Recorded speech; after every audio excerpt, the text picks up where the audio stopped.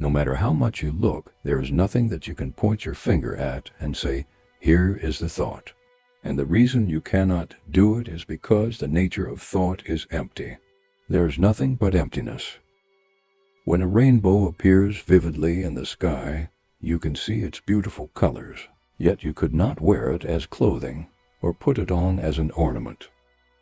It arises through the conjunction of various factors, but there is nothing about it that can be grasped. Likewise, thoughts that arise in the mind have no tangible existence or intrinsic solidity. There is no logical reason why thoughts, which have no substance, should have so much power over you, nor is there any reason why you should become their slave. The endless succession of past, present, and future thoughts leads us to believe that there is something inherently and consistently present, and we call it mind. But actually, as I said before, past thoughts are as dead as a corpse. Future thoughts have not yet arisen. So how could these two, which do not exist, be part of an entity which inherently exists?